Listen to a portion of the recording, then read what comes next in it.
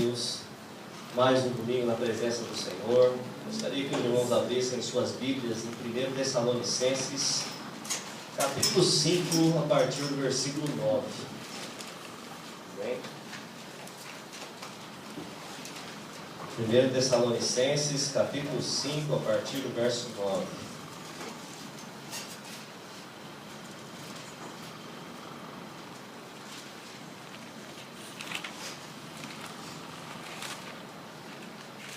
Hoje nós vamos passear pelo livro 1 Tessalonicenses, quase todo,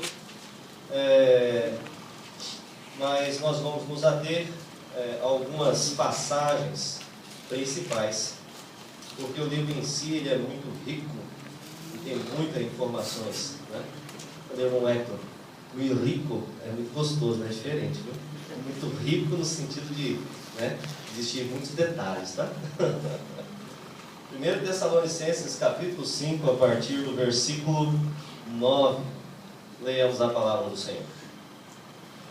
Porque Deus não nos destinou para a ira, mas para alcançarmos a salvação por meio do nosso Senhor Jesus Cristo, que morreu por nós, para que, quer atentos, quer dormindo, com Ele vivamos.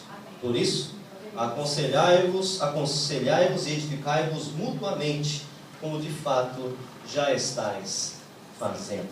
Bem? Como título dessa mensagem, nessa noite, eu gostaria de deixar a viagem do cristão para a Jerusalém Celestial. Quem já assistiu o filme ou leu o livro O Peregrino? Alguém conhece? Peregrino. Depois da Bíblia, ele é o segundo livro mais impresso no mundo, dentro do mundo cristão. Então, desde que foi escrito no século XVII pelo pastor batista John Bunyan, e que escreveu esse livro dentro da prisão. Eu creio que vocês já saibam a biografia dele. Tem inclusive um desenho aqui na igreja que conta a biografia dele para as crianças. Interessante. Se você não assistiu, assista o filme. E nesse livro, ele fala acerca da viagem do personagem principal. O personagem principal chama-se Cristão. Então, o cristão, ele reside na cidade da destruição e ele recebe um chamado eterno, um chamado divino, um chamado de Deus, que a sua cidade, onde ele habitava, haveria de ser destruída. E que o único meio de salvação seria deixar a cidade da destruição e partir, então, para a cidade celestial, para a cidade eterna. Diante dessa perspectiva, o Peregrino e o seu autor, John Bunyan, ele tenciona levar o leitor a refletir sobre como deve ser vigilante a nossa vida nessa terra, E, de igual modo, nós observamos aqui no texto de 1 Tessalonicenses um resumo de toda a nossa caminhada cristã, da nossa vida cristã. Nós enxergamos aqui nesse texto de 1 Tessalonicenses a nossa vida cristã como uma jornada, como uma grande viagem, talvez como uma epopeia, talvez, como dizia já Homero, a Odisseia, E nós temos aí uma grande viagem a seguir. E nesse caminho difícil, nós encontramos obstáculos, encontramos desafios, encontramos oposições, caminhos diferentes, ficamos confusos, mas o nosso objetivo principal, ele não pode ser perdido de vista. Nós devemos chegar à cidade celestial. Nós fomos chamados para isso. O texto aqui em 1 Tessalonicenses capítulo 5, ele nos deixa claro que Deus não nos destinou para a ira, mas o Senhor nos destinou para que alcancemos a salvação por meio de nosso Senhor Jesus Cristo. E esta carta, ela é também um manual resumido do cristão. Leitura indispensável para nós entendermos o básico de como viver essa nova vida em Cristo Jesus. Então vamos ver nesse texto as marcas do novo nascimento. Nós vamos ver os desafios contínuos da caminhada cristã, e também a nossa preparação para o futuro. São 3 pontos importantíssimos para nós. Amém? Vamos ver aqui agora capítulo 1, versículos de 1 a 10. Nós vamos passar por alguns versículos. Eu gostaria de deixar para você, irmão, como lição de casa essa semana, ler o texto inteirinho de 1 Tessalonicenses. E olhe por essa ótica, por essa perspectiva, a perspectiva do peregrino, e a perspectiva da sua caminhada cristã. coisas que você já adquiriu, coisas que você precisa ser perseverante continuamente, né? Outras quais você precisa se preparar para, e depois, conclusivamente, nós encontramos aí muitas admoestações, exortações, estímulos para a nossa vida de fé da maneira que Deus deseja para nós. Amém? Versículo 4, vamos ler rapidamente. O texto ele nos fala, capítulo 1, versículo 4. Irmãos amados, amados de Deus, sabemos que fostes escolhidos por Ele. Não poderíamos deixar de começar se não fosse por esse versículo, né? O irmão já leu ali e acha que eu vou começar a pregação presbiteriana. Mas, com certeza nós somos eleitos, nós fomos convocados por Deus, nós fomos chamados, escolhidos para herdarmos a salvação e a vida eterna.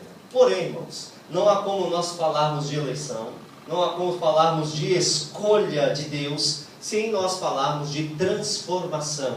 A escolha ela está intimamente ligada à nossa transformação. Paulo nos ensina que aquele que é verdadeiramente escolhido de Deus, ele apresenta mudanças visíveis na sua conduta, no seu jeito de ser, em todo o seu aspecto. Nós vemos a imagem de Jesus sendo formada gradualmente nessa pessoa. Se você observar a primeira carta aos Tessalonicenses, ele vai falar e vai tratar sobre essa vida transformada, né?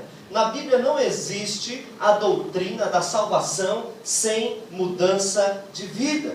Por quê? Não há fé sem obras. Não há novo nascimento sem morte para o pecado, né? Então vai sempre existir esses dois lados aí da balança para que nós possamos equilibrar e andar. Há a eleição, a escolha de Deus, mas há também a vida transformada em Cristo Jesus. Os Tessalonicenses, eles foram chamados de eleitos pelo apóstolo Paulo pelo fato de terem um estilo de vida transformado em obediência e a palavra de Deus. Então se lembre, primeira coisa, nós somos chamados e escolhidos, mas a característica de que somos chamados é esta vida transformada. E isso é algo que acontece rapidamente. Não demora-se muito tempo para você perceber que a pessoa aceitou Jesus e teve a sua vida transformada. Observo dentro da minha própria caminhada cristã, que desde o momento em que aceitei a Cristo, algumas transformações essenciais elas começaram a acontecer. Então esse é um dos pontos rápidos, essa é uma das mudanças rápidas da vida da fé. Nós passamos a ser transformados, a nossa mente, os nossos desejos, o nosso alvo, ele é transformado. Segundo ponto que encontramos aqui, como aspectos do novo nascimento, né, está no versículo 3, do capítulo 1. Diante de nosso Pai e Deus, lembramos-nos constantemente da vossa fé atuante, do vosso amor prestativo e da vossa esperança bem firmada em nosso Senhor Jesus Cristo. Vamos nos ater à primeira parte desse versículo. Ele fala: lembramos-nos constantemente da vossa fé atuante. Segunda característica visível daquele que nasceu de novo é uma fé atuante, uma fé que trabalha. A fé não era apenas teórica, mas era uma fé fundamentalmente prática. A fé que levava os crentes de Tessalônica a trabalhar pelo reino de Deus com alegria, envolvidos com o reino de Deus com alegria. Os assuntos da comunidade cristã não estavam em segundo plano na vida deles. E também a vida cristã não era algo tedioso, mas sim uma fonte de prazer. De modo geral, na igreja, desde a sua fundação, existe muito trabalho a ser realizado. E a depender do contexto, nós vemos trabalhos diferentes, propostas de trabalho diferentes. Mas a grande dificuldade é que muitas pessoas não encontram prazer no trabalho para Deus. A fé não se torna operante, mas a seara ela tem uma constante necessidade. Como nós podemos trabalhar para Deus? Nós podemos trabalhar para o Senhor primeiramente na nossa vida pessoal. Tudo aquilo que nós vamos fazer neste mundo, irmãos. Quando nós estudamos a física, nós descobrimos que tudo necessita de esforço, né? Se nós deixamos, isso é lei da física, nós deixamos um objeto parado, né? Esse objeto parado, ele está sobre a lei da inércia. Ou seja, parou, não fez nada, ele vai cair no estado de inércia. Com a gente é a mesma coisa, irmãos. Se a gente não faz nada, pode ter certeza, você vai cair na inércia, né? Para que nós saiamos da inércia, é necessário que nós utilizemos uma força que também na física nós chamamos de trabalho, né? É necessário que nós coloquemos uma força para que aquele objeto continue a andar. Na nossa vida cristã acontece da mesma forma. Se nós não empregarmos trabalho, não empregarmos força, nós estaremos sempre parados. Nós precisamos empregar força, porque existe sempre uma força contrária nos fazendo parar. Então já é um grande trabalho nós alimentarmos uma vida cristã sempre em atividade. E aí nós observamos qual é a vida cristã em atividade. A oração, a leitura bíblica, a comunhão no corpo de Cristo, a evangelização, coisas essenciais à vida da comunidade cristã e à nossa vida pessoal com Cristo Jesus. Então nós já temos um primeiro passo de trabalho, que é construir a nossa vida com Deus. Temos que construir a vida da nossa família. Temos que ajudar a construir a vida dos nossos filhos. Podemos ajudar a construir a nossa comunidade.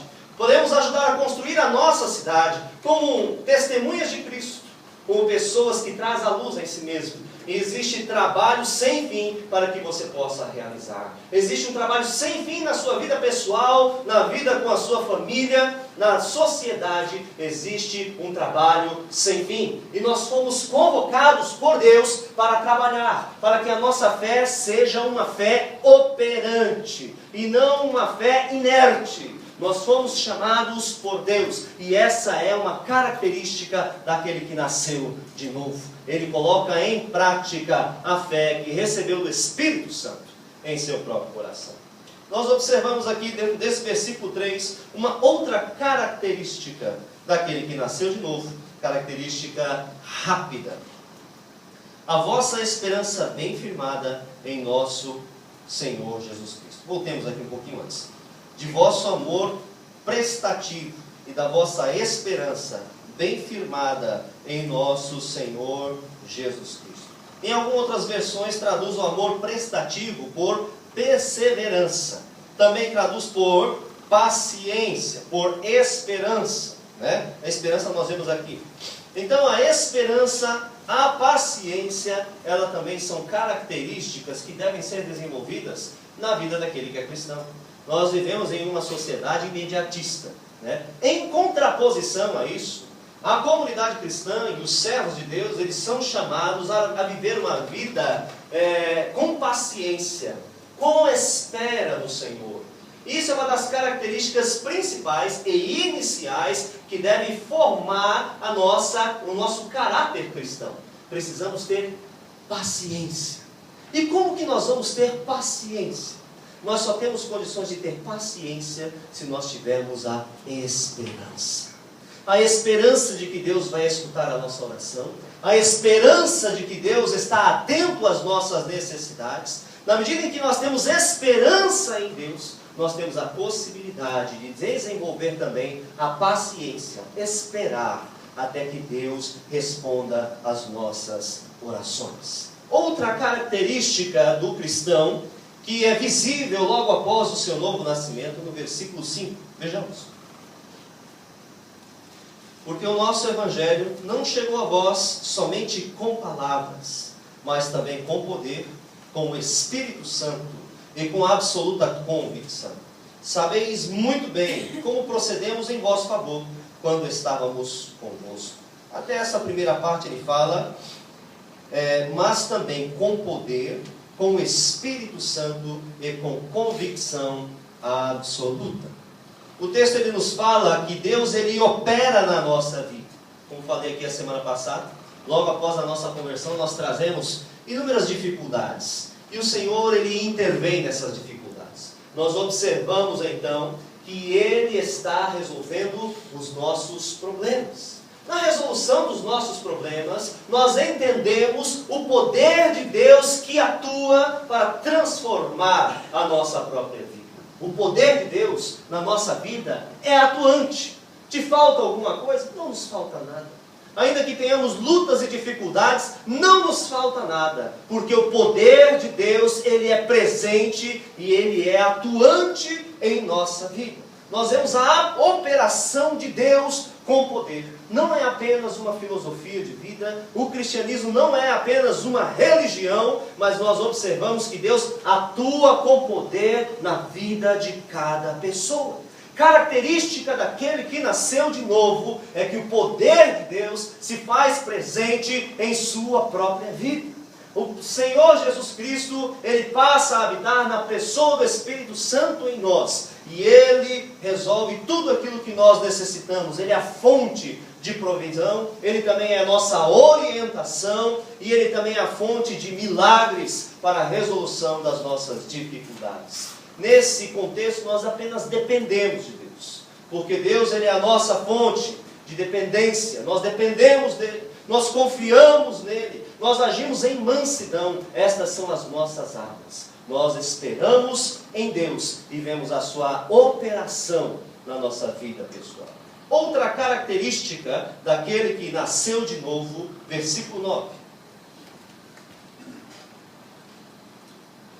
Porque eles mesmos anunciam de que maneira fomos recebidos entre vós, de que forma vos convertestes dos ídolos a Deus, para servirdes ao Deus vivo e verdadeiro. Outra característica daquele que nasceu de novo verdadeiramente é uma conversão clara e uma conversão permanente. Os tessalonicenses, eles sabiam o que eles queriam. Eles não tinham dúvida do que eles desejavam. Aqueles para os quais foi endereçada essa carta, eles tinham firmeza de decisão. Era notório para todas as pessoas, eles enxergavam como eles haviam sido convertidos dos ídolos ao Deus verdadeiro. Como eles deixaram para trás aquela vida de pecados e agora estavam firmados em Cristo Jesus. Aquele que nasceu de novo, verdadeiramente, ele tem uma conversão clara. E não somente clara, mas ele também tem uma conversão permanente. Não oscila, não vacila, não tem dúvidas daquilo que ele quer. O Espírito Santo testifica de que este é o caminho, de que esta é a verdade, e não há para onde irmos se não estarmos com Deus. Nunca mais, em outras palavras, vai deixar de ser crente. Aquele que nasceu de novo, verdadeiramente, nunca mais vai deixar de ser crente. E nós podemos testificar então que nós somos eleitos de Deus. Agora se lembre de uma coisa, irmãos. Um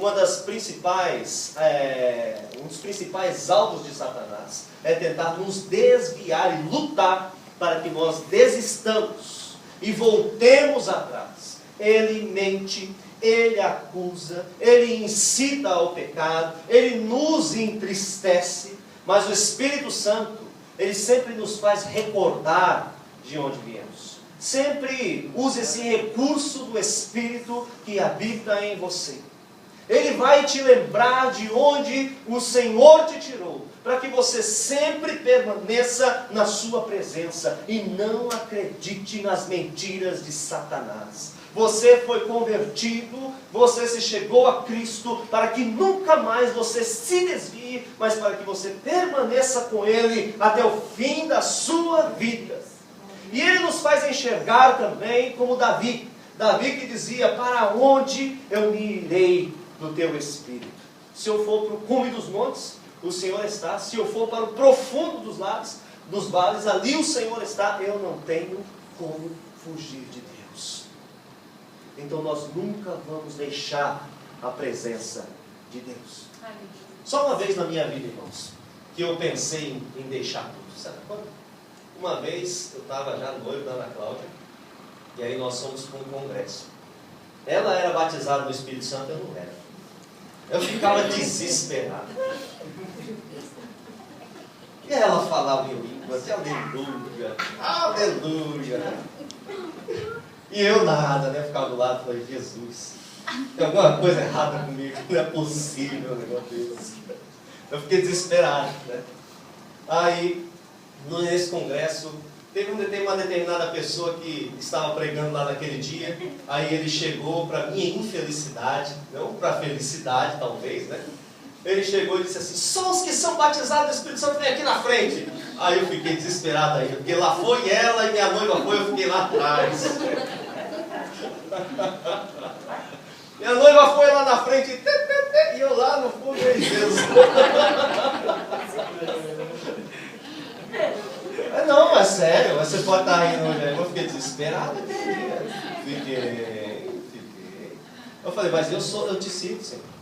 O Senhor sabe que a minha conversão foi genuína. Por que eu ainda não fui batizado no Espírito Santo? Né? Aí naquele dia eu voltei para o meu quarto, meio empurrado, né? Deixei ela lá, boa noite. Aí fui para o quarto. Aí eu falei assim: eu não quero mais não, eu desisto. Que isso? Né? Eu sirvo a Deus com inteireza de coração, eu sou fiel. Eu sei de onde eu vim.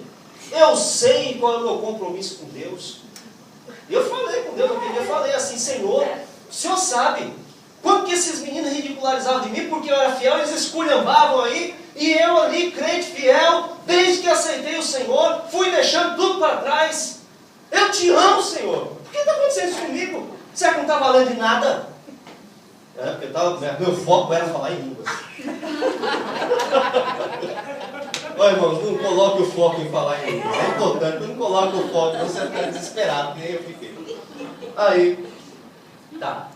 Aí chegou naquele dia, eu dormi burrado com Deus, burrado com ela, burrado com todo mundo. Falei: não vai dar mais certo não, chega. Foi só essa vez, irmãos. Aí no dia seguinte eu acordei, parecia que eu tinha arrancado um pedaço de mim. Sabe quando o Espírito Santo mexe com a gente de um jeito? Parece que arrancou um pedaço de mim. Aí o Espírito Santo falou para mim assim: isso é o que você vai sentir se você deixar. Esse vazio que me preenche, essa sensação de poço profundo, né, escuro, sem sentido. É isso que você está sentindo? Aí naquele dia eu orei essa oração de Davi: para onde eu me irei do teu Espírito? Se eu fugir, o Senhor está lá. Se eu for para o fundo do vale, o Senhor está lá. Aí eu falei para eles: se for para eu ser considerado como um gentio no Antigo Testamento, que ficava à porta do templo, ele servia a Deus na sua terra estrangeira, a despeito de todos os deuses. Mas quando chegava em Jerusalém para adorar no templo, pelo fato dele ser gentil, ele não podia entrar no templo só porque ele não era israelita, mas mesmo assim se sujeitava à humilhação e ficava na porta do templo e levava o seu sacrifício na porta do templo e não podia entrar no templo e mesmo assim conservava a sua fé. Se for para ser assim, vai ser assim. Posso não falar em línguas? O Senhor pode não dar nada para mim, mas eu não vou te abandonar. Eu não vou deixar a minha fé. Naquele dia eu fui batizado no Espírito Santo. Existem coisas que não têm preço. Hoje, eu sei que eu falo em línguas quando eu quero falar em línguas, porque o dom de línguas ele funciona desse jeito, né? Mas a fidelidade, ela permanece todos os dias da sua vida, né? Que é mais importante. Importante nós sermos fiéis a Deus. Isso é importante. E o texto ele fala que Davi ele dizia: para onde eu me irei do teu Espírito? Então não desista, irmãos. Não volte atrás. Fique com o Senhor, custe o que custar. Esse é o sinal daquele que verdadeiramente nasceu de novo. Não se converteu para voltar atrás, mas foi convertido pelo Espírito para ficar com ele o resto da vida. Outra característica do que nasceu de novo e último. Capítulo 1, versículo 7. Desta forma, tende-vos tornado modelo para todos os crentes na Macedônia e na Acaia. Irmãos, todo mundo tem busca. Todo mundo tem uma dificuldade, às vezes a gente não tem o mesmo ponto de vista, nós discordamos, mas nós temos algo maior que nos une. Sabe o que nos une? O sangue de Jesus. Sabe o que nos une? O sacrifício de Cristo Jesus na cruz. Sabe o que nos une? Uma fé comum, um Espírito só, né? Uma só palavra, um só Deus. Existem coisas que nos unem, que estão acima das nossas diferenças, e nós temos que colocar os nossos olhos nisso. Mas nós entendemos que na nossa imperfeição, mesmo na nossa imperfeição, Mesmo nas nossas dificuldades, nós podemos ser exemplo. Nós temos a possibilidade de ser um modelo. Este estilo de vida é um exemplo a ser seguido. O testemunho dos Tessalonicenses ia além das palavras. Eles não apresentavam um ensino a ser compreendido. Não. Eles apresentavam um estilo de vida a ser imitado. Né? Porque é muito interessante isso. Né? Quando nós compreendemos que a fé ela deve ser operante, vemos aqui logo uma das primeiras características do nascido de novo, que é a sua fé operante. É porque as pessoas precisam olhar para nós, ver como nós agimos como cristãos, para que os novos convertidos saibam como um cristão procede. Às vezes nós podemos falar, mas o fato de nós vivenciarmos aquilo é algo totalmente diferente. Né? Tanto que as pessoas que chegam para a fé estão sempre de olho naqueles que são mais maduros, como que age, como que ora, como que fala acerca da Bíblia, né? Como que se comporta, como se veste. Está olhando todo o tempo, porque está olhando o comportamento, o exemplo. E assim que os Tessalonicenses eles viviam. Eles viviam o exemplo da fé, o ser modelo, essa fé operante, e isso era um ensino visual. Eles enxergavam. Aplicar e ensinar a palavra de Deus, ela exige um certo grau de inteligência. Né? Mas aplicar a palavra de Deus, transformar o que nós entendemos aqui da Bíblia em prática, é um pensamento mais sofisticado. Sabia disso? É mais difícil. Por quê? Às vezes a gente fala para os irmãos, você tem que ler a Bíblia. Né? Tá, tem que ler a Bíblia. Sabe qual é a primeira grande barreira que a pessoa vai encontrar? É a barreira da interpretação do texto. Então, ele vai precisar de um certo grau de inteligência para mergulhar no texto e entender o que esse texto significa. Só que ele vai precisar de um conhecimento, de uma cognição mais sofisticada para poder transformar esse conhecimento em um novo estilo de vida, em uma nova prática, em novas atitudes. Então a gente observa assim, poxa, como é difícil, né? É difícil. Então é mais fácil fazer o quê? É olhar para o irmão crente e ver como ele faz, eu vou fazer igual. É como aquele que toca de ouvido. Né? Aquele que toca de ouvido, ele não vai para um conservatório musical. Ele não vai ler partitura. Ele vai ver o outro fazer e vai copiar. Vai fazer igual. É o que toca de ouvido. E assim que nós começamos na nossa caminhada da fé também. A gente vai tocar de ouvido. A gente vai ver como os cristãos fazem. Para que nós também possamos fazer igualzinho. E aí depois nós conseguimos enxergar a nossa própria identidade. Porque o Espírito Santo de Deus ele vai falando, né? Tudo bem, você aprendeu esse estágio, mas agora você vai aprender a fazer por conta própria, porque eu quero que você faça assim, eu quero que você faça assim, e aí as identidades elas vão se tornar diferenciadas. Tá? Então é importante que você seja um bom exemplo, né? Para que as pessoas enxerguem em você um modelo a ser seguido. E era isso que os Tessalonicenses faziam. Né? E qual é o grande primeiro modelo que nós podemos apresentar? O grande primeiro modelo é crer em Cristo Jesus. Eu creio, tenho um coração sincero, eu erro, mas eu tenho humildade para reconhecer que eu erro. Eu aceito ser modelado, eu aceito a me submeter à palavra de Deus. São exemplos a serem seguidos. Irmãos, sinceridade. Nós vivemos em um mundo onde impera a falsidade. Ser sincero é um grande exemplo. Né? Quando nós aceitamos a Cristo, essas transformações começam a acontecer e nós nos tornamos exemplo de sinceridade, de pureza, de santidade, de nascer de novo uma criança, pureza. Isso é um grande exemplo. Não é perfeição, mas é pureza em Cristo Jesus. Ser como uma criança.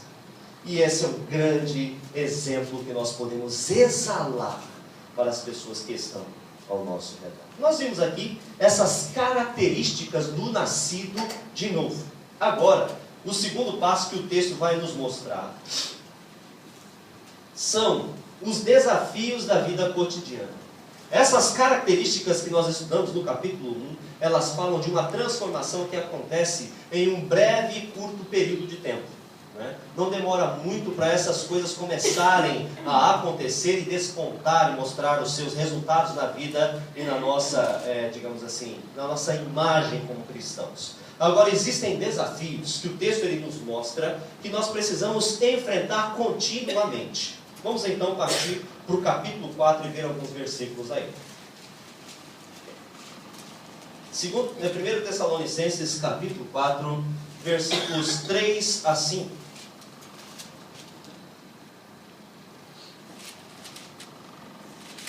Os desafios da vida cotidiana no cristianismo. Capítulo 4, versículos 3 a 5.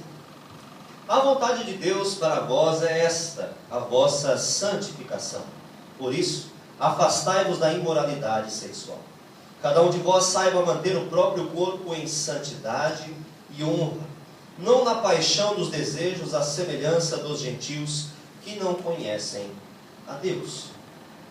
Primeira coisa que destaca-se no texto em termos de desafio para a nossa caminhada cristã, não é somente em um momento, entenda isso. Essas verdades que estão expressas aqui no capítulo 4, ela não fala acerca de uma transformação que aconteceu no novo nascimento e que definitivamente você não vai mais precisar enfrentar aquilo. Você não é uma etapa vencida, não.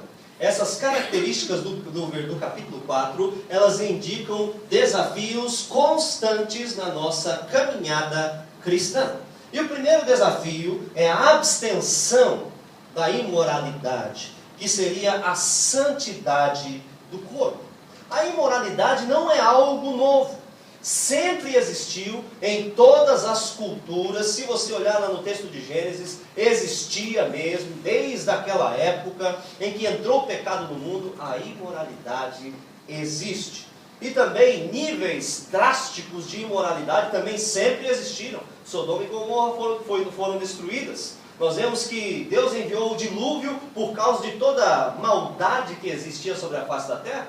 Então essas coisas não são novas, elas existiam faz muito tempo, né? Em nossa geração está acontecendo uma escalada em função da comunicação massificada. Então, nós temos uma comunicação, a internet livre. Então essa comunicação massificada, ela tem levado a piores níveis de corrupção. Mas esses níveis de corrupção, na verdade, sempre existiram. E o texto ele nos apresenta uma figura que ilumina a nossa compreensão sobre essa nocividade. Vamos ver aqui no capítulo 4, versículo 4, o texto que nos fala. Cada um de vós saiba manter o próprio corpo em santidade e honra. Talvez na sua versão está escrito o vaso, não é isso? Quem tem essa versão aí? O próprio vaso em santidade, os irmãos ali, né? O texto ele fala sobre a nocividade da falta de santidade no povo. O que é vaso? Ele já traduziu aqui o texto para a versão contemporânea como corpo, porque vaso, na linguagem figurativa, ele quis dizer que é o seu próprio corpo. Mas, no sentido original, a figura de linguagem utilizada pelo apóstolo Paulo, ele está indicando que nós somos vaso. Por que vaso? Vaso é depositário de algum conteúdo. Então nós fomos criados por Deus para sermos depositários da glória de Deus, para sermos depositários do Espírito de Deus, para sermos recipiente da santidade, da pureza. E o nosso corpo, ele é esse recipiente. Só que desde o início, uma das estratégias de Satanás para separar o homem de Deus é encher este recipiente de toda sorte de imundícia, de corrupção e de sujeira, para que o vaso esteja sujo, para que a glória de Deus não entre nesse vaso, para que esse vaso não cumpra o seu propósito existencial, que é ser depositário da glória de Deus. Quando enche o homem de toda sorte de imundícia e de sujeira e de pensamentos pérfidos, ele está automaticamente separando o homem de Deus. Porque Deus não se mistura com a sujeira e com o pecado. Nós precisamos entender isso. Este é um desafio para toda a nossa caminhada cristã. Por que, irmãos? É um desafio. Deus, Ele criou, estamos só entre adultos, a sexualidade correta. Homem e mulher. Isso é o correto. Esse é o plano de Deus. Mas justamente no corpo, Satanás deseja perverter o que Deus criou para ser salutar, para ser bênção, para a reprodução de todos os santos, para que a geração dos servos de Deus se multiplicasse. Ele quer utilizar o que é bom criado por Deus através da corrupção, destruir. Por isso é algo que nós precisamos continuamente estarmos vigilantes. Não é apenas no ato da sua conversão. Isso é sempre. Nós precisamos estar sempre atentos acerca da santidade do corpo. Segundo aspecto da nossa caminhada cristã, esse desafio contínuo aí, no capítulo 4, versículo 6. Nesse assunto ninguém iluda ou engane seu irmão, pois o Senhor é vingador de todas essas coisas, como já vos dissemos e testemunhamos. Né? O texto aqui ele fala, engane o seu irmão. O texto também ele fala em outras versões, não explore o seu irmão. Tem alguma versão que fala assim? Aí, dos irmãos? Defraude o teu irmão. Né? Existe uma versão, no texto original ele fala como se você usurpasse. Você tirasse algo que de direito é do seu irmão e você tomasse para si. Né? Então o texto ele fala acerca do trazer prejuízo ao seu irmão. O texto ele fala, não engane o seu irmão, não trate o seu irmão com fraude, não venha extorquir, prejudicar, explorar o seu próximo, seja nessa temática do corpo, como também em outras tantas temáticas.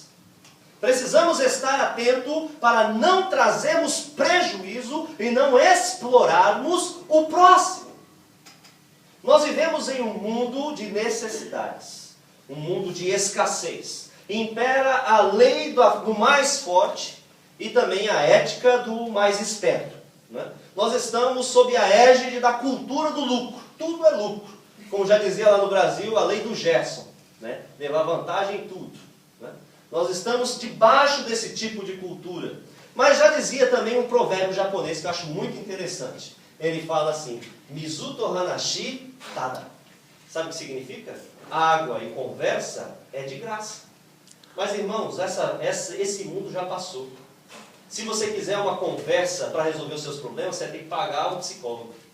Se você quiser beber água, você tem que pagar a água. Já se foi o mundo do gratuito.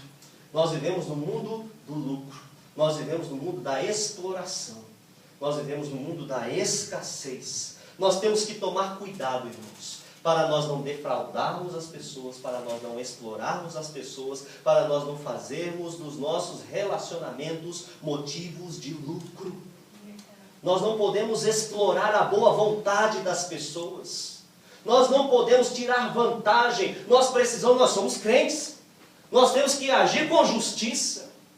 E nós somos sempre tentados a levar vantagem e explorar e prejudicar o nosso irmão para que nós sejamos beneficiados, se não os irmãos, mas lá fora, na sociedade, nós estamos vivendo num mundo que é uma selva. Nós temos que estar atentos, porque esse é um grande desafio para a nossa caminhada cristã hoje. Não prejudicarmos e não explorarmos o nosso próximo. Temos que agir com justiça. Todo o tempo da nossa vida, nós somos chamados e convocados por Deus para termos atenção nessa área. Terceiro ponto, capítulo 4, versículo 9. Outro cuidado contínuo que precisamos ter na nossa caminhada cristã. Mas quanto ao amor fraternal, não é preciso que vos escrevam, visto que vós mesmos sois instruídos por Deus a vos amardes uns aos outros. O texto ele fala amor fraternal, ou então a prática da caridade. Né? ainda nesse mesmo contexto da escassez, né? É muito difícil hoje em dia o acúmulo de riquezas, é difícil a sobrevivência, nós temos muitas limitações, e em meio a essas dificuldades, não é fácil você ceder alguma coisa para alguém, não é fácil dar, não é fácil compartilhar, beneficiar gratuitamente a quem quer que seja. É difícil abrir a mão. Jesus ele falou, olha, a melhor coisa é dar do que receber. Mas hoje em dia está ficando cada vez mais difícil dar, né? Ainda mais quando você pensa em dar e ficar sem. Aí você não tem vontade de dar mesmo, né? Eu não quero dar, né? Porque olha, irmãos, não é simples dar e ficar com a metade. Pior, não é simples dar e ficar sem nada, né? É difícil isso. Por isso que esse texto ele fala, é um desafio para a nossa caminhada cristã. O dar, o ser, o desenvolver a prática do amor fraterno e da caridade. Aí vem uma pergunta que é muito pertinente a esse tema. Por que existem pobres e ricos dentro da igreja? Por que existem pobres e ricos dentro da nossa sociedade? Você pode pensar assim, nós temos que desenvolver um sistema político que iguale e que nivele todo mundo. Vamos viver na Coreia do Norte, porque o comunismo prega isso. Será que as pessoas querem? Se nós passarmos para a palavra de Deus, nós vamos observar, lá no texto de 1 Coríntios capítulo 3, versículo 8, ele fala que cada um vai ser coroado com seu galardão de acordo com o seu. Até no reino de Deus, irmãos, existe diferença de galardões. Existem pessoas que vão receber mais e pessoas que vão receber menos. Até os anjos, eles variam em intensidade e luminosidade de glória. Existe diferença. Por que nós vamos igualar e massificar todo mundo em um mesmo patamar? Você pensa que vai ser massificado? Essas pessoas que vivem na elite, eles vivem muito melhor do que esses que estão massificados embaixo. Então é uma utopia nós pensarmos que nunca vai haver desigualdade. Agora, por que existe a desigualdade? Sabe por quê? Para que nós aprendamos a exercer misericórdia. O rico, ele tem que aprender a dar o que tem. Por que existe a fatia rica da igreja? Que é para poder ajudar, abrir a sua mão e desenvolver o amor fraterno e a prática da caridade para que nenhum de nós tenha falta. Por que existe o pobre? Para que ele também aprenda a receber sem orgulho. Porque eu já vi pobre orgulhoso. Pobreza não é sinal de humildade. Olha para aquele irmão, a roupa está toda rasgada. Como ele é humilde. Irmão, não é pobreza, não é sinal de humildade. Eu já vi gente pobre, mas muito orgulhosa. Não aceita receber nada. Eu fico com a minha roupa rasgada, eu passo fome, a pessoa quer me dar, mas eu não aceito porque é orgulhoso. Então aquele que é pobre, ele tem que aprender a ser humilde. E aquele que é rico tem que aprender também a ser humilde e a despojar aquilo que Deus lhe deu em excesso. E nós aprendemos. Quem sabe se amanhã o rico não vai ser pobre e o pobre não vai ser rico? Nós não sabemos. Então, essa variação social, existe uma função pedagógica espiritual tremenda. Deus, ele é sábio e ele criou todas essas coisas. Ele criou o pobre e ele criou o rico. Mas nós precisamos desenvolver a prática da caridade. Nós precisamos desenvolver também a prática da humildade. Versículo 11. Isso é para toda a vida, viu, irmãos? A prática da caridade é para toda a vida. Capítulo 4, versículo 11. Procurando viver em paz, tratando dos vossos assuntos e trabalhando com as próprias mãos, como já vos ordenamos. Primeira coisa nesse texto, ele fala, procurando viver em paz, tratando de vossos assuntos. Eu, quando estava estudando inglês no Brasil, uma das primeiras coisas que eles me ensinaram foi um provérbio em inglês. Falava assim, put your nose in your business. Ou seja, coloque o seu nariz no seu próprio negócio, né? Não fique colocando o seu nariz nas coisas dos outros, né? O que o texto está falando para nós aqui? Ele está falando assim, olha, procure viver em paz, tratando dos seus assuntos. Não vai ficar tratando os assuntos dos outros. Irmão, Você sabe que é paparazzi, né? Você sabe por que paparazzi é rico? Sabe o que significa o termo paparazzi do italiano? Paparazzi, ele é um fotógrafo que ele busca informações não autorizadas das celebridades. Então, paparazzi significa isso. Ele vai buscar uma fotografia da vida íntima, porque na verdade todo mundo quer ficar sabendo, né, como essas pessoas que têm um cotidiano surreal, né, um dinheiro absurdo, né, como que eles vivem, como eles se relacionam, qual é a vida deles. Você liga lá no Yahoo, olha, está todo mundo clicando lá. Né? Qual é o top dos cliques? Né? É a vida de fulano, a vida de ciclano, a vida de beltrano, a vida de todo mundo lá. Todo mundo quer saber da vida de todo mundo. Os homens nem tanto.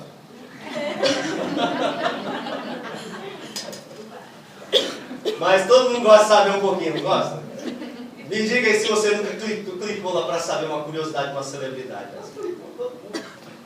A gente tem curiosidade para saber, para colocar o nosso nariz nas coisas dos outros, saber o que os outros estão fazendo. Irmão, não é só saber o que os outros estão fazendo.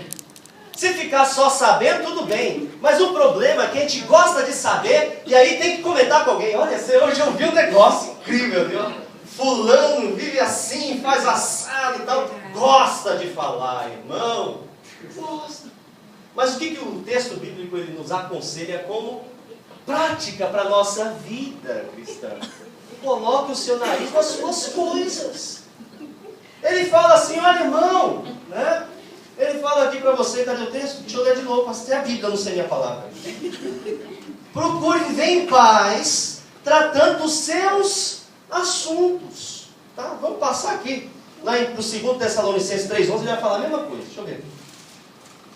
2 Tessalonicenses 3,11, o que ele fala? 2 Tessalonicenses 3,11. Porque ouvimos dizer que alguns entre vós vivem desocupados, não querem trabalhar e se intrometem na vida alheia. Olha, na primeira carta não resolveu o problema, ele falou por figura. Aí na segunda carta ele já desceu, agora eu vou falar com todas as palavras. Vocês estão se metendo na vida alheia. Sabe por que nos ensina o texto? Porque todo mundo tem essa curiosidade. O problema é que traz malefícios isso. Não é bom você ficar se metendo na vida alheia. Traz prejuízo. Se não trouxesse prejuízo, o texto bíblico não nos ensinaria. Né? Então, prática para a nossa vida cristã, desafio para o nosso cotidiano é cuidar da nossa própria vida. Último, vamos ver aqui 1 Tessalonicenses 4,12. Antes que nós precisamos desenvolver desafio para a nossa vida cristã cotidiana. Capítulo 4, versículo 12 de 1 Tessalonicenses. A fim de que andeis com dignidade diante dos que são de fora, e não necessiteis de coisa alguma da parte deles. Ele está falando aqui acerca do trabalho. Tá? Vou finalizar com essa.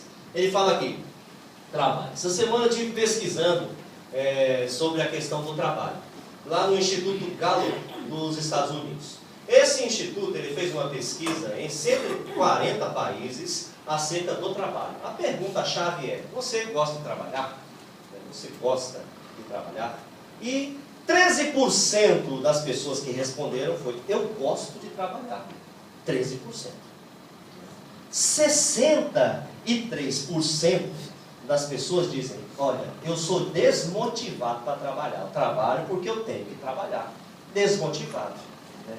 E 24% dessas pessoas responderam que são ativamente improdutivos. Significa, não trabalha mesmo. Eu não gosto, eu não trabalho. Né? Mas o que o texto nos ensina, irmãos? Ele fala aqui uma coisa importante. Olha, vocês trabalhem com as próprias mãos.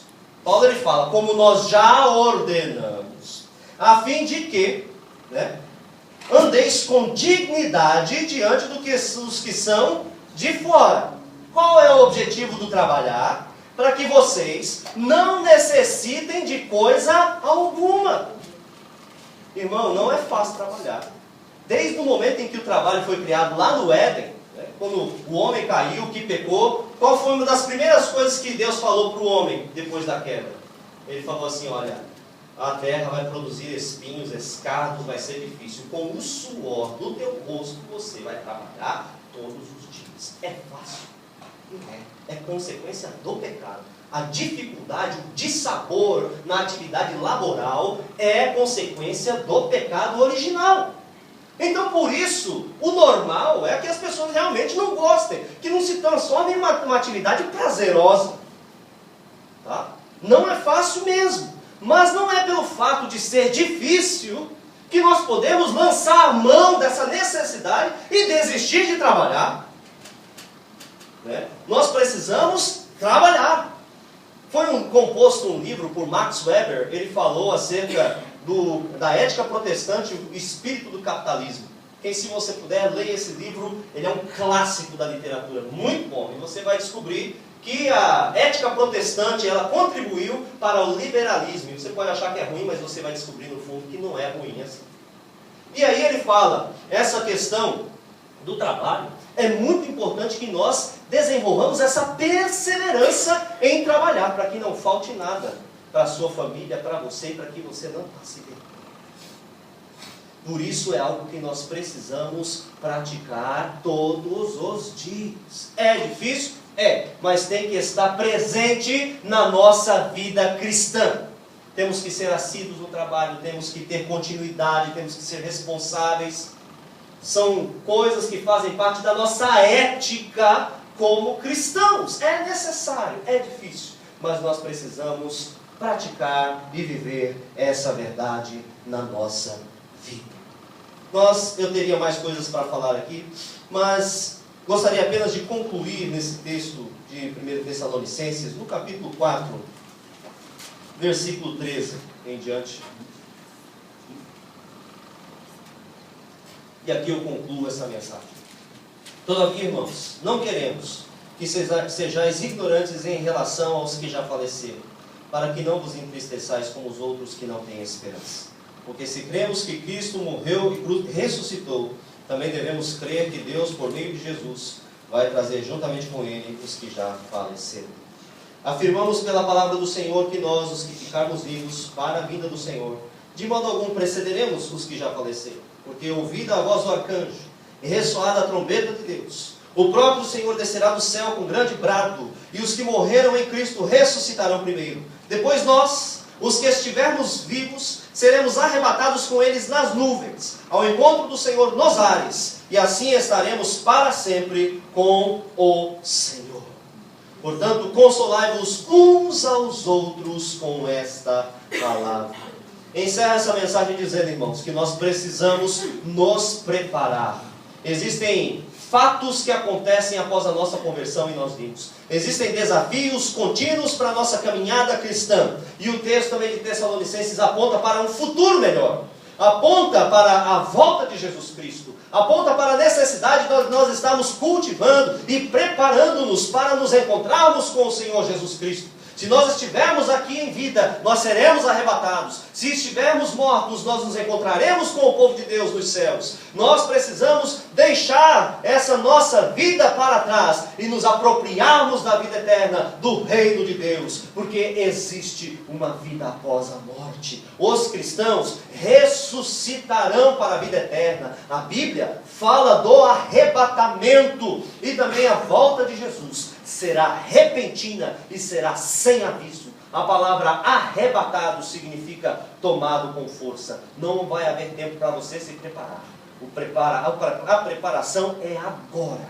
É neste momento. Você não pode deixar para depois. Se você está precisando se converter, converta-se. Você está precisando restaurar a sua vida? Restaure. Você está precisando se acertar com Deus e voltar atrás no seu procedimento? Volte atrás e se santifique e se prepare hoje e peça perdão dos seus pecados agora, para que você possa, na volta do nosso Senhor Jesus Cristo, estar de pé diante dele e não percas a oportunidade de entrar no reino dos céus. Porque uma vez fechada essa porta, muitos baterão afora e dirão: deixa-nos entrar, Senhor.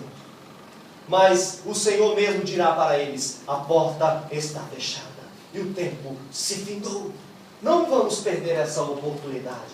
Prepare-se enquanto há tempo e prepare-se agora. Acerte a tua casa com Deus, acerte a sua vida com o Senhor Jesus Cristo. Amém? Vamos nos colocar aqui. Pai, nós te louvamos e te agradecemos, porque nós sabemos que o Senhor tem propósitos maravilhosos para todos.